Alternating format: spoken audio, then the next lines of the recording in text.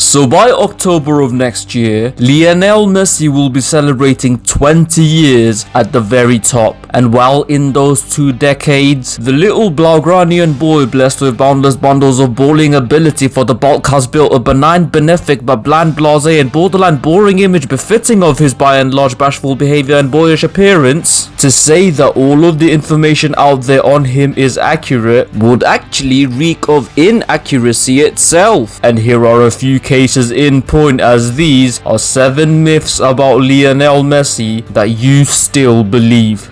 Let's roll on. Number 7, he was an instant sensation. So there's no doubt that Messi was destined for success since the beginning. He could probably do things at 5 that I couldn't do when I was 25. But despite that talent though, Messi's first few years at the highest level were actually pretty inconsistent. In fact, not only did Leo not complete 50 games in a season until his 5th year with the senior team, but in winning his first 4 trophies for Barcelona, he actually only played a total of 32 games across all 4 of those competitions. Now, while this was partly due to Frank Rijkaard, quite rightly, protecting this young and up-and-coming talent from burnout and overexposure, something we in England do as well as brushing our teeth, scoring penalties and, I don't know, tea abstinence, there was another huge factor behind Messi's relatively slow start in life at the top. Injuries, particularly his hamstrings, which forced him to miss a huge chunk of the 05-06 season and actually returned to trouble him years later. And in between that, Messi also suffered a fracture in his metatarsal. Also something which us in England do very well. Number 6, Messi is a midget. So Leo is widely believed to be 5'7". Though I do question this figure at times, the man looks tiny. But if we are to give the internet the benefit of the doubt, Messi actually isn't that small. Cause check this out. Messi is only 2 inches shorter than the average British man, only 1.5 inches shorter than the average Argentinian man, only 1 inch shorter than the average man worldwide, and considering most of the twits who troll his stature are hailing from these places, 1 inch to 1.5 inches taller than the average man from India/Pakistan.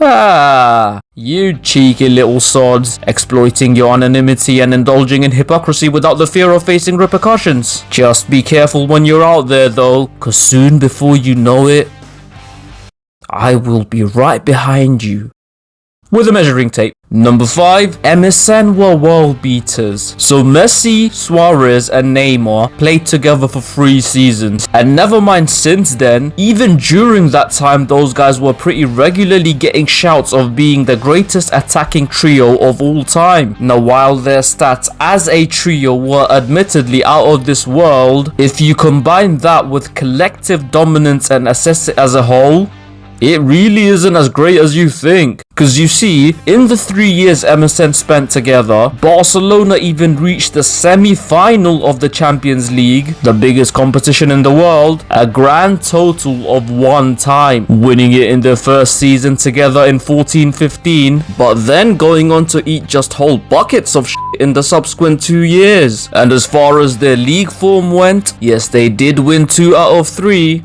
but they certainly weren't dominant, and in fact had limped to the title pretty much both times they'd won it. In contrast, what happened immediately after the trio was broken up? Barca were back to strolling to the league title once again, while getting humiliated in the last 8 of the UCL. Some things never change, I guess. Number 4, his exit ruined Barcelona. So for the longest of time, the narrative out there was that Messi leaving Barcelona is what caused the club to decline as much as they did. And while the Catalans comfortably bagging the league only a season following his departure surely has opened the eyes of anyone who's not a part of the obsessive Messi fan cult, the truth is, there was no truth to those claims even before Barca's title triumph. Cause you see, from 2018 to 2022, Football Club Barcelona were on very much of a steady decline. And to be brutally honest,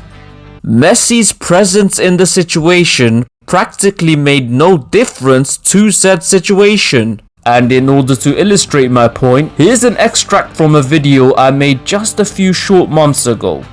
Oh, and excuse the audio please, clearly I was speaking into a cereal box. So since the 18-19 season, Barcelona's standing in the league are as follows. First in 18-19, second in 19-20, third in 20-21, and actually second in 21-22 when Messi wasn't there. And no, don't worry, I'm not daft enough to suggest that Messi made the team worse and him leaving resulted in Barca finishing higher. That was more because of Atleti's drop-off. But the point stands that the consistent negative slope in league positions shows you that the club was in decline with or without Messi. Don't believe me? Well, let's look at a few more indicators. So ever since the 18-19 season, Barcelona's points tally in the league are as follows: 87 points in 18-19, 82 points in 19-20, 79 points in 20-21, and 73 points in 21-22 after Messi left. Once again, consistent downward slope. And if that's still not enough, let's look at the amount of games won in each campaign. So, out of the 38 total league games each season, Barca won 26 of those games in 18-19, 25 in 19-20, 24 in 20-21, and 21 in 21-22. Still not convinced? Okay, screw the league. Let's head over to the biggest competition of all. So, again, ever since 18-19, Barcelona's performances in the Champions League are as follows: a last 4 exit in 18-19, a last 8 exit in 19-20, a last 16 exit in 20-21, and a last 32, aka group stage, exit in 21-22. What? Hey. Number 3, his wife was his childhood sweetheart. Said this too in a badly produced previous video. But yeah, while Messi and Miss Antonella have known each other since childhood, they didn't actually get together until 2008, with both individuals being in separate relationships previous to that. Miss Rakusa with this love child of Joao Felix and Rafael Nadal, and Messi with someone who allegedly was 14 years old at the time. Well, to be fair, he was only 18 then, so I guess it's not that bad. I don't know, man. Oh, and bonus fact, Messi's mum apparently chased this girl with a frying pan. Not exactly sure where to, but presumably back to her house to be in bed before 9 as she should have been. You're only 14 years old, what the f*** are you doing hanging around penis? Number 2, the Eibar man. Okay, I'm cheating a little bit with this. I mean, considering most of my audience is full of individuals who defend Messi with their lives, and if you were to meet them in person, probably also with their knives. I'm sure some of you have already done your research on this, but for the record, as of recording, Messi has scored 20 goals against the mighty Eibar. And as impressive as that is, here are a small list of teams against whom Messi found the net even more. Osasuna, Espanyol, Real Betis, Athletic Bilbao, Valencia, Atletico Madrid, and oh wait, Real f***ing Madrid. Now granted, his ratio against Eibar is almost 2-1. But so what? You know the side CR7 has the best ratio against in his top 10? Getafe. Now is he the Getafe man? Is he And number 1, he's maintained a squeaky clean image. Well, to be fair, being in the spotlight for 2 decades and coming out of the other end with a spotless rap sheet is practically impossible. But even then, the perception out there of Messi is that he, in the grand scheme of things, has remained free of controversy. Now, is this a fair take? Probably. But is this an accurate take?